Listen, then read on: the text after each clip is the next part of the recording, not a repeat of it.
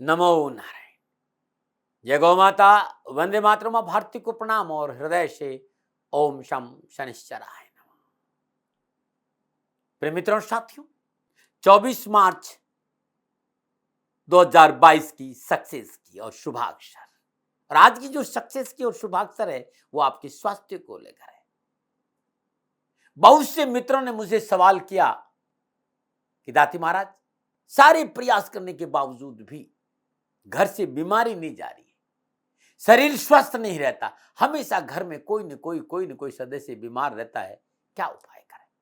आज की जो सक्सेस की है, आज का जो शुभाक्षर है वो स्वास्थ्य के लिए है। प्रिय दर्शकों और मित्रों साथियों, कैसे आप सभी लोग? शनिदेव आपकी रक्षा करे और आपका जीवन खुशियों से भरा रहे, शनिदेव के चरणों में मेरी प्रार्थना। हाजिर हूं आपके सामने अद्भुत उपाय लेकर। सदा खुश रहो।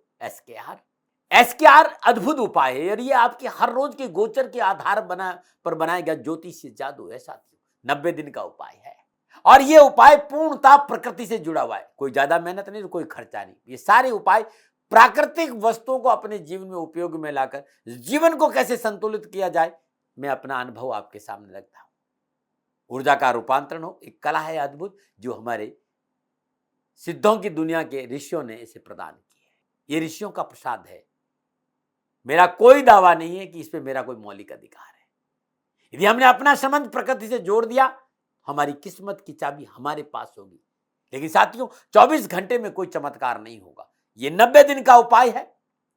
निरंतर 90 दिन इस उपाय को करने से जीवन में रूपांतरण जरूर होगा। हाँ, मैं कह सकता हूं कि भाग्य बदला नहीं जा सकता है, लेकिन गुरु महाराज जी की कृपा से भाग्य संवारा जा सकता है। लेकिन 24 घंटे का मसला नहीं है। निरंतर 90 दिन इस उपाय को करने से हर रोज जन्मांक का एक ग्रह आपका संतुलित होगा।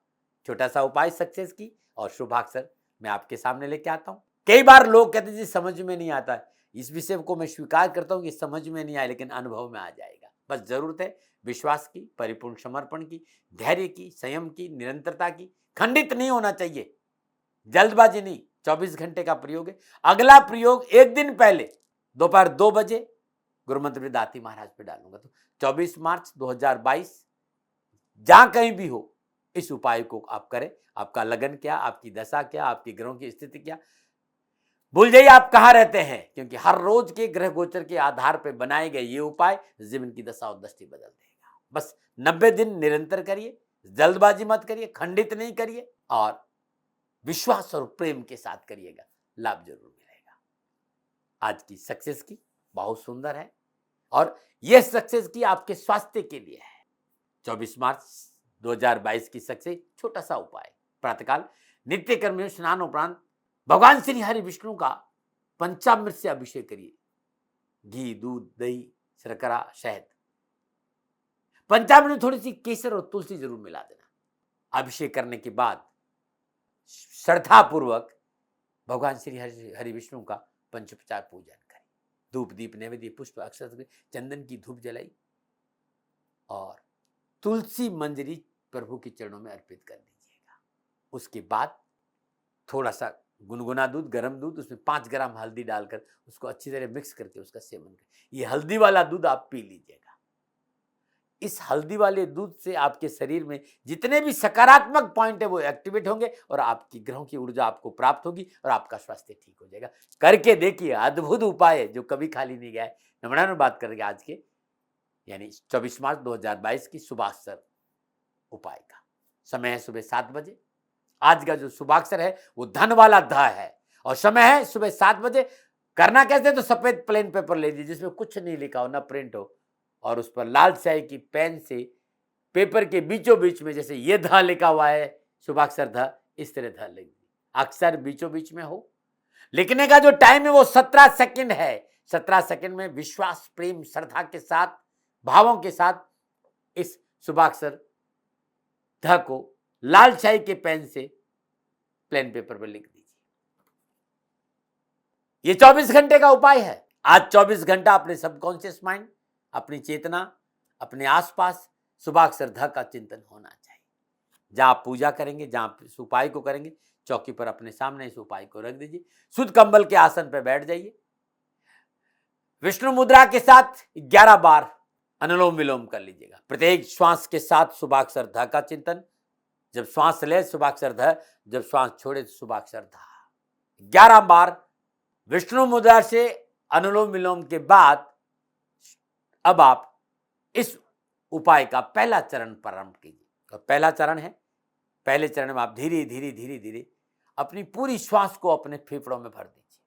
श्वास नाक से लेना है और भरना फेफड़ों में है। श्वास में जब फेफड़ों में भर जाए, पूरी श्वास को नाक से छोड़िए और पूरी श्वास खाली कर दीजिए। एकदम श्वास, पेट और फेफड़े एकदम खाली हो जाए। अब आप श्वास को रोक दीजिए। अब न श्वास लेनी है न छोड़नी, श्वास को रोकना है। श्वास रोकते ही पेट को भीतर खींचिए। शरीर का लोअर पार्ट यानी गुदा स्थान का संकोचन करके उसको ऊपर की ओर नाभि की ओर खींचिए और सीधे हाथ की पहली अंगुली और अंगूठे से आज्ञा चक्र पर पंच कर दीजिए। श्वास रोका, पेट को भीतर खींचा, आज्ञा चक्र पर पंच किया और लोअर पार्ट ऑफ बॉडी यानी गुदा स्थान का संकोचन करके नाभि की ओर ऊपर खींचा। 17 सेकंड के लिए चारों प्रक्रिया एक साथ करनी है। और इन 17 सेकंड में आपके सबकॉन्शियस माइंड, आपकी चेतना, आपके प्राणों में शुभाक्षर धा का पूर्ण चिंतन होना चाहिए। 17 सेकंड के बाद धीरे धीरे धीरे धीरे 17 सेकंड में श्वास को छोड़ दीजिए। पुनः श्वास को भरिए। पूरी श्वास फेफड़ों में भरने के बाद श्वास को फेफड़ों से बाहर निकाल दीजिए। श्वास को रोक दीजिए, पेट को भीतर खींचिए, आज्ञा चक्र पर पंच कर दीजिए। लोअर पार्ट ऑफ बॉडी गुदा स्थान को खींचिए ऊपर की ओर, संकोचन करके नाभि की ओर ऊपर खींच के रखिए।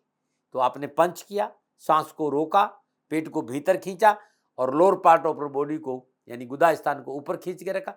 चारों प्रक्रियाएं एक साथ 17 सेकंड के लिए।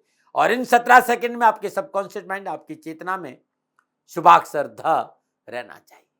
17 सेकंड के बाद छोड़ दीजिए। 17 सेकंड, 17 सेकंड, 17 सेकंड, 17 सेकंड, 4 बार। पहला चरण। अब दूसरा चरण इस उपाय का, शुभाक्षर ध जो आपके सामने है, शुभाक्षर ध का अपनी चेतना के साथ विजुअलाइजेशन 17 सेकंड, 17 सेकंड, 17 सेकंड, यानी 68 सेकंड, यानी 1 मिनट 8 सेकंड। कुछ नहीं करना। शुभाक्षर ध को अपनी आंखों के सामने लाई और खुली आंखों से परिपूर्ण विश्वास और प्रेम के साथ शुभाक्षर ध को देखिए। 17 सेकंड के बाद आंख को बंद कर दी। अपनी बंद आंखों से अपनी भीतर की चेतना के साथ शुभाक्षर ध का अनुभव कीजिए, चिंतन कीजिए। 17 सेकंड के बाद आंख खोलिए, खुली आंखों से पुनः शुभाक्षर ध को देखिए और 17 सेकंड के बाद पुनः आंख बंद करके बंद आंखों से अपनी भीतर चेतना में इसका अनुभव करें। 68 सेकंड यानी 1 मिनट 8 सेकंड शुभाक्षर का अपनी चेतना के साथ विजुअलाइजेशन। ये दूसरा चरण है। अब तीसरे चरण में, तीसरे चरण को चिन्मय मुद्रा से करना। ये जो तीनों उंगलियां, इसको ऐसे मोड़ दीजिए और अंगूठा और अंगुली को ऐसे मिला दीजिए। ये है चिन्मय मुद्रा। तीनों उंगलियां ऐसे और अंगूठा और अंगुली को ऐसे मोड़ दीजिए। मुद्रा ऐसे भी रख सकते हैं, ऐसे भी रख सकते हैं और ऐसे भी रख सकते हैं।